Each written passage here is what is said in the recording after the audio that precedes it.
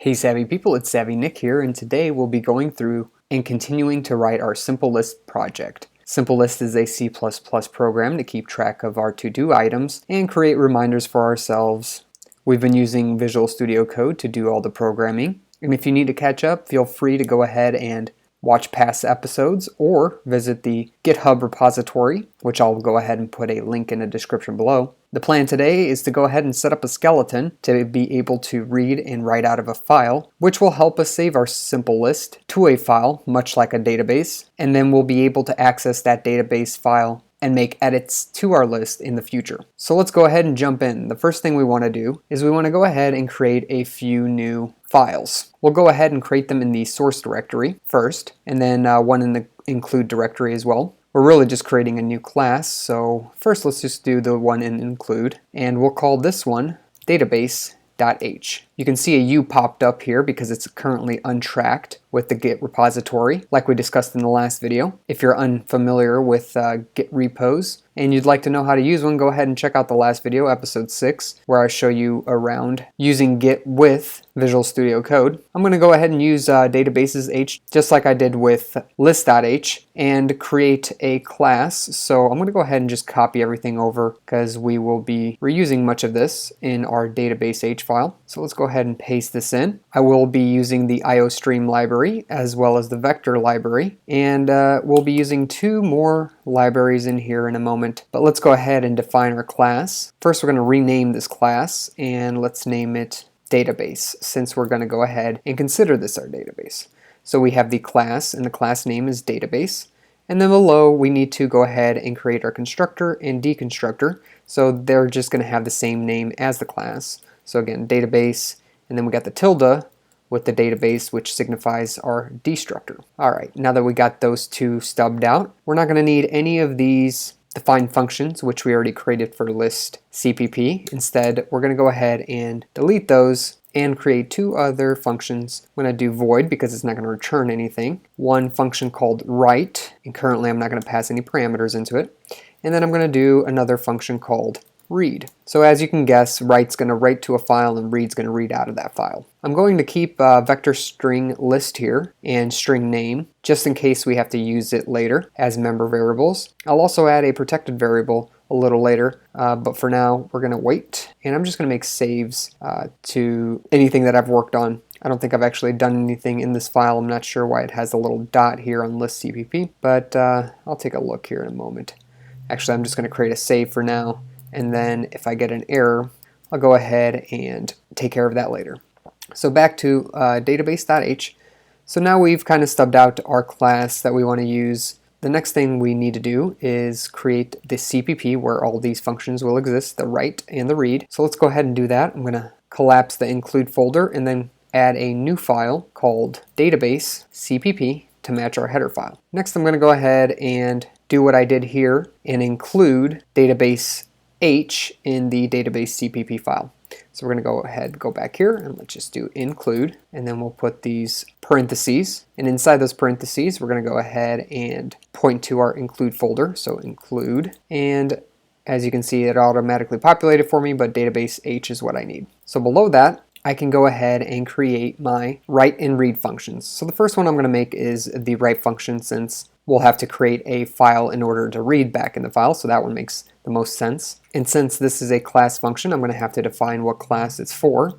So we included the database class, and we're defining this function for that class, so I put the database followed by 2 colons. And you can see here that we have access to read and write. Write is the one we want to create, and currently there are no arguments. So let's go ahead and put some curly braces. And the one thing I forgot is to put in front the return type. So it's not returning anything, therefore we can put void up here in front, just like we had done in the database H file, as you see down here. And then all our errors are cleaned up now. So in order to write, we're going to have to open up a file, and we're going to have to take advantage of another C++ standard library. In order to include that library, we're going to have to go back to database.h and include it. So we're going to type include, and since it's a library that's normally included in the system environmental variables path, it'll automatically be able to be pulled in here. We can include it by doing angle brackets and including fstream. Let's go ahead and save this. and then go back to database.cpp. In the write function, we should be able to now access functions from that fstream library. And really two important ones, ofstream and ifstream, for output file stream and input file stream. That way you kind of understand what they mean. Output file stream allows you to write out to a file, and input file stream allows you to read in from a file. So since we're writing, we're going to use ofstream. So we go ofstream, and then we can just define a variable of type ofstream. So I'm just going to call it db. So now db is of type ofstream. As you see here, it says from the standard library ofstream is db. So now let's go ahead and create a new line to go ahead and open up a file. So how do we do that? There's a ton of functions here that we can use with ofstream. So I'm going to use the open function. And right now open is complaining a little bit because we haven't supplied what we want to open. So I'm actually going to be creating a new folder, db, and I'm just going to call it lists or lists.sl for simple list. Don't get too tripped up on the .sl. That's just a file extension that I'm creating for only the purposes of the simple list. It doesn't really exist, but you can use whatever you want, so I just chose to use SL. Alright, that should open a file, and then db close will make sure to close that file after everything is said and done. In between the open and close, we'll go ahead and write a few more statements in order to just throw something into the file. But before I do that, I'm going to go ahead and create my db directory. So I'm going to make a save to that. Then let's just go ahead and hit this new folder and create db. That way, whenever we open up a file in db, we'll see it right here. Alright, now that we are opening the file, let's go ahead and focus on writing something to the file. We'll first want to make sure that the actual file is open. So let's do an if statement. If the db is, there's an is open. So this function here is created in order to tell us if a file is open. So it simply returns a boolean, a 0 or a 1, if a file is open successfully or not.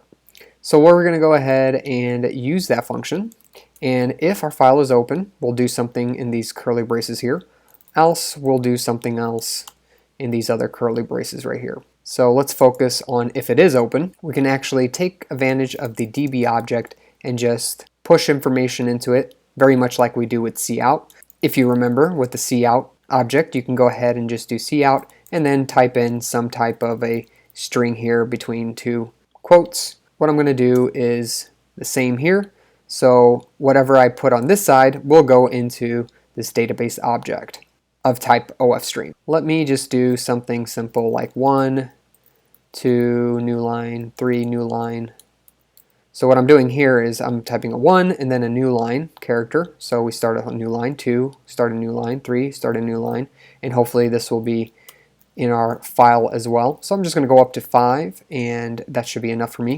I'm going to put a semicolon at the end and make another line. And really, I think that's enough. Let's go ahead and just use that to test with for now. And I'm going to go ahead and create a save here. And then in else, I'm just going to use the cout object. So I'm going to go ahead and print something out into the terminal for the user and just tell them if I can't open the file. So all I'm going to say is cannot open file for writing. And there we go. That's just in case our program doesn't have permissions for the folder where the program is located. Then we might not be able to open it up, or if it's already opened by something else, so we might not be able to open it up. It's nice to have a little bit of error handling here and let us know, hey, you can't open up the file. So I'm going to save that. And I think that's enough for now. Let's go ahead and see if we can't compile this real quick. So I'm just going to go ahead and open up a terminal. Hit that new terminal button here at the bottom. And since I'm already in the simple list directory, I'm just going to print this out. I'm going to use the make command to go ahead and build our project. So we do make, and you can see everything successfully was made. That's a great thing. And it even created our database object file from source database CPP. So everything looks correct there, but the one thing we're missing is actually calling this write function. So in the main CPP file, we're going to go ahead and add a call so we can go ahead and actually write to a file. So where do we want to do this? Let me think. So if we pass in an argument currently, we're going to go ahead and store that argument into simple list name and then run the print menu function. So for testing purposes, let's go ahead and put this new database class and instantiate it below, so we can just go ahead and not supply a username, and then it'll just run the write function. So we can do this by first including up top the, let's see, include, inside my include folder, the database H file. I'm going to save that. And then I can go ahead and do a very similar thing to this, call my create a new object, and will be of type database, since that now exists. As you can see, it's in green now. It says it's a class. And my object name, I'm just going to call it data for now. So since I've went ahead and instantiated that data object, I'm going to go ahead and now be able to call it. So now data, I can just call write. And since that's a function, I need these parentheses here. And this should be able to write to a file. And what's it going to write? We're going to go back to database CPP. It's going to write 1, 2, 3, 4, 5, all on their own line. So let's go ahead and give this a shot. I'm going to save main and do a build again. So make it. Let's see here. Can't really see this. Let me see if I just do a clear. And if you do make clean first, that erases all the objects. Clear again. I'm going to make it. And everything successfully built, as you can see.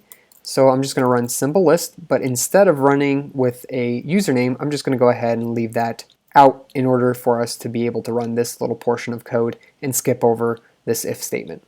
So we're going to go ahead and do that. It told us that the username was not supplied, exiting the program, just like we expect. It went through this else statement, but then it had to finish up these few lines here before it returned nothing. All right. So if everything went correctly, we should have a new file, and it did not because it says cannot open file for writing. So it's a great thing that we added that in. Let's go back to database CPP and see if we can't find a problem. The one thing I do want to add is a new line character right here.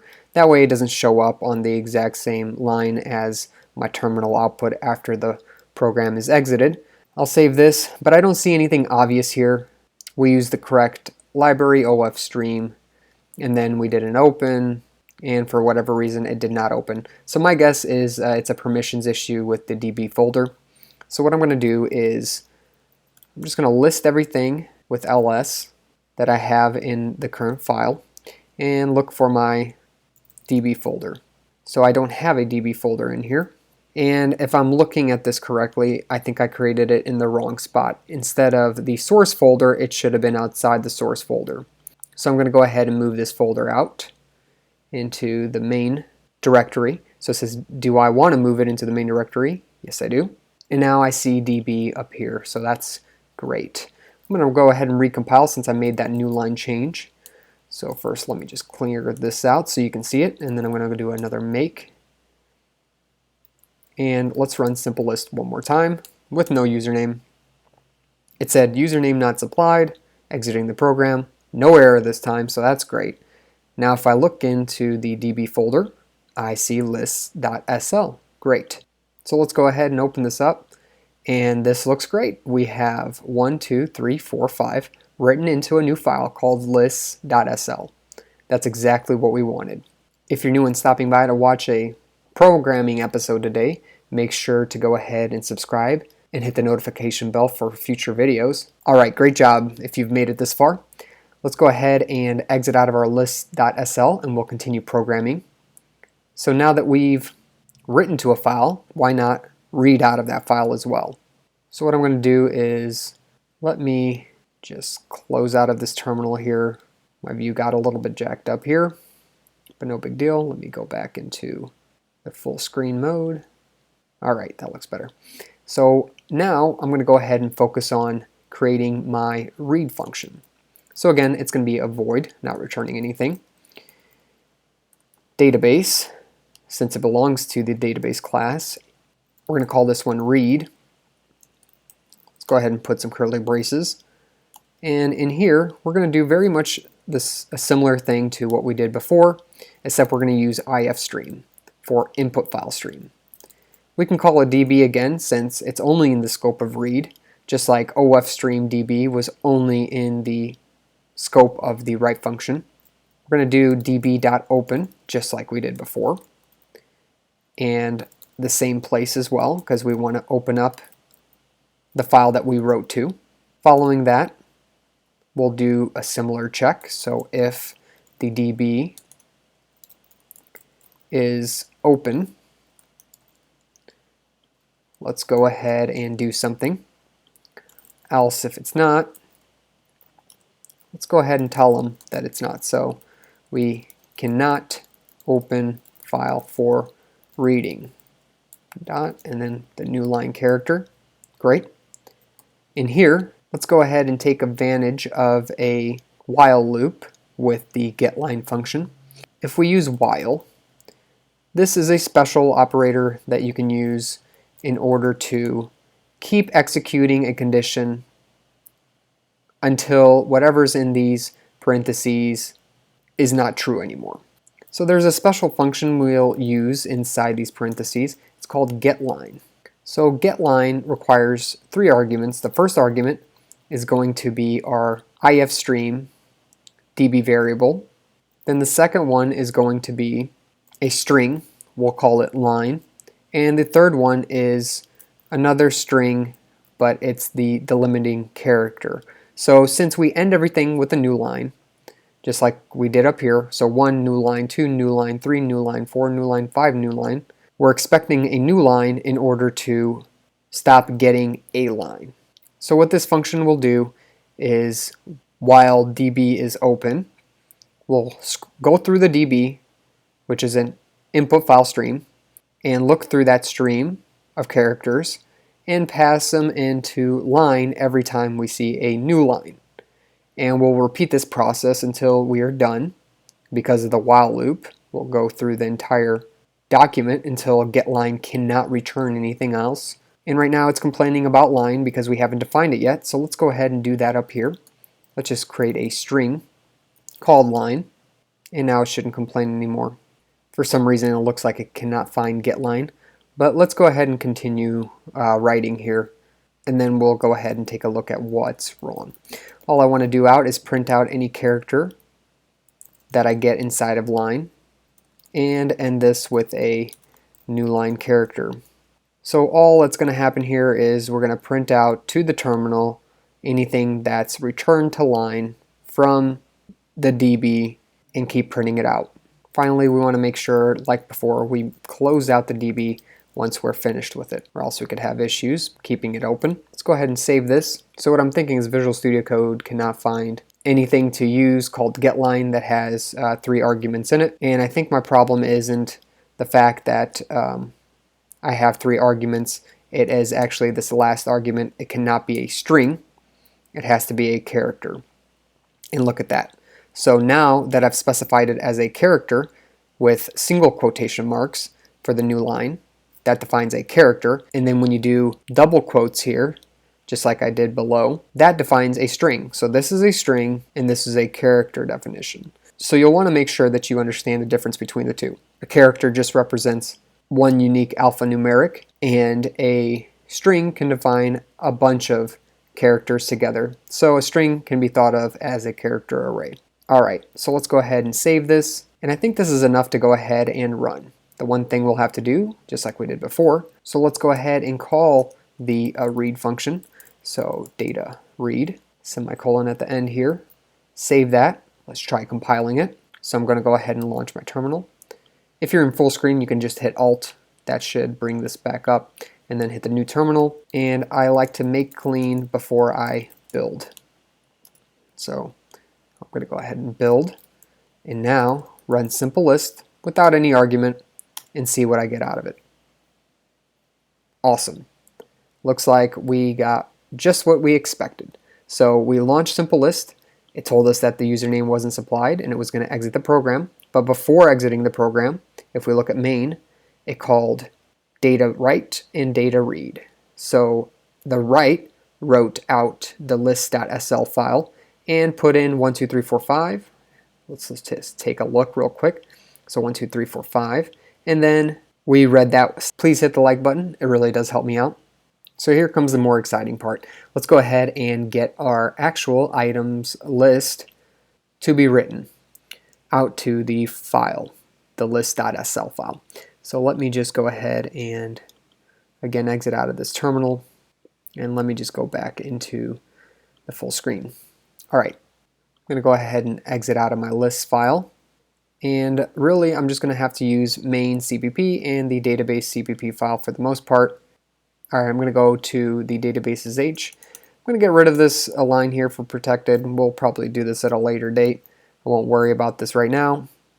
The one thing I need to do is we need to be able to pass in the list that we've created in our other class so we can write it out to the file. In order to do this, we have to be able to pass in a vector string list, just like we have here. So let's go ahead and paste that in as an argument. And if we do this here, we have to make sure to get rid of this semicolon and do the exact same thing inside our database CPP file.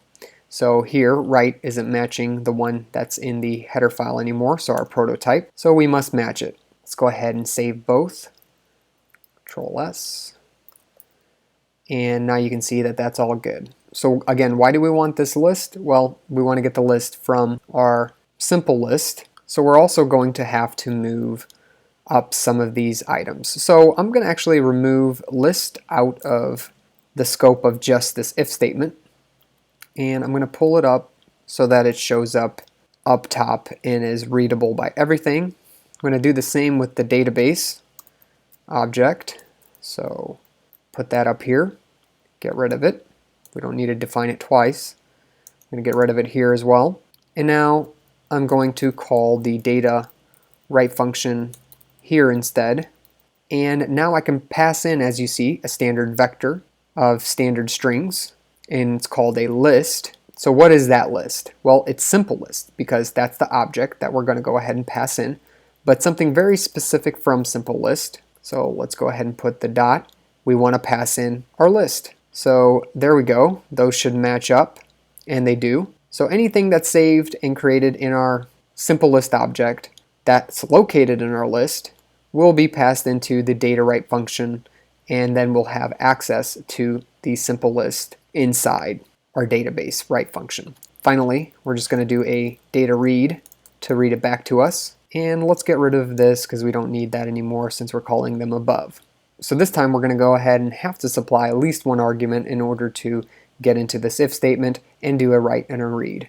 So this time we'll supply our username. But before we do that, we need to go ahead and actually print out the values. So instead of using this and just printing out these 1, 2, 3, 4, 5s with new lines, we're going to put our own list vector inside. So how do we do this? We're going to have to add a for loop. Actually, we already have this done. So let me just go ahead and delete this and grab it from a different function. It's going to be in our list CPP file. If we go down, let's keep scrolling, we should have a print list, and we do. So if we can print the list and we iterate through the whole entire vector of items, we can do the same in our database CPP file. So if it's open, let's go ahead and iterate through every single index. Let me see if I can. It's becoming a little hard to see here. So what I'm going to do is actually move this out of the way so we can see the entirety of the code and go back into the full screen. So let's go through this real quick. We have this for loop. Let's make sure to indent things so we can see how they all go with each other. So this for loop, this is the ending brace for that for loop. We're defining an integer called list index, and we start at 0.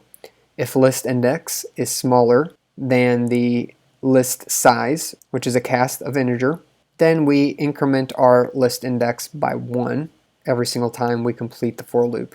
So all that does for us is it starts at 0, increments the index. That way we can reach all of the elements inside of our vector and spit it out to the screen. Well, we don't want to spit it out to the screen anymore. Instead, I'm going to go ahead and get rid of this. And instead of cout, we're going to put db here. So this should effectively store all of our list items one by one into the database file with a new line character at the end. So let's go ahead and save this. Next, I want to go ahead and run a terminal. So I'm going to create a terminal and make clean. Clear the screen out once more.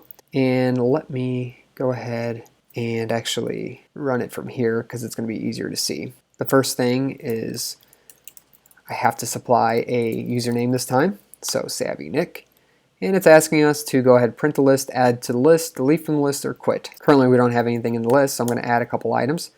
So the first item I'm going to add in, I'm going to be original here and just do item 1. Then I'm going to press option 2, item 2, option 2, item 3. Let me go ahead and print that list. So 1, I see item 1, item 2, item 3. I'm going to go ahead and hit the menu. And following that, I'm going to go ahead and quit from the list. Something didn't go right here. We didn't actually get our items printed back to us, which I'm pretty sure I know why. So I'm going to go ahead and exit out of this and go back to main. So before we call write or read, we go into simple list print menu. So let's go ahead and check that out. So that's in list CPP, and then we'll go down to the print menu function. So where was that? Here it is, print menu, our very first function. If we choose choice 4, we actually exit out of the program with a 0 return. So we don't want to do this anymore because this completely exits out of the program, meaning we're not going to actually execute these last couple lines here. Instead, we're just going to return 0 and completely exit out of this whole entire if statement. So let's go ahead and change that up a little bit. So instead of exiting, let's just do a return. And since this is actually a function that doesn't return anything, we don't actually have to return anything. We can just use the word return, and that should be enough for us.